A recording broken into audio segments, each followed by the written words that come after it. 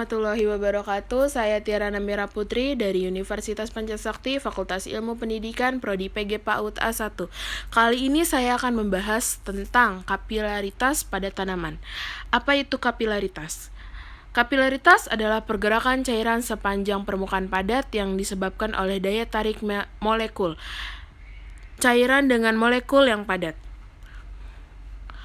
Jadi, proses yang digunakan tanaman untuk menarik air dari tanah disebut kapilaritas.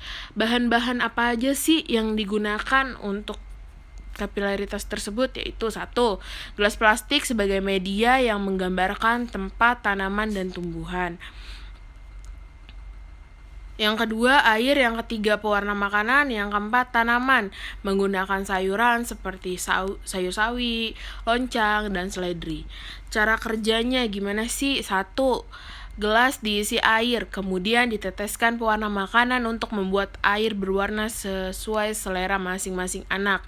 Yang kedua, tanaman sayur dimasukkan ke dalam gelas tadi. Dan yang ketiga, anak-anak mengamati perubahan yang terjadi pada tanaman sayurannya. Berikut contoh yang cara kerja yang tadi. Bagaimana prosesnya? Molekul air tidak hanya menempel satu sama lain, tapi air juga menempel pada rumput, kain, jaringan organik, tanah, dan handuk kertas. Tanaman memanfaatkan air lengket untuk jaringan organik dan tanah. Meskipun kita dapat menggunakan air untuk membantu mendapatkan zat lengket seperti sirup dari tangan, air itu sendiri sebenarnya lengket.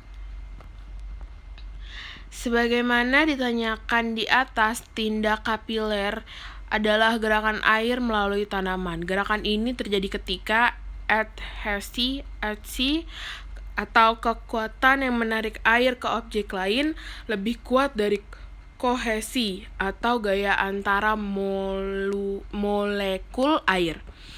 Molekul air secara alami tertarik satu sama lain.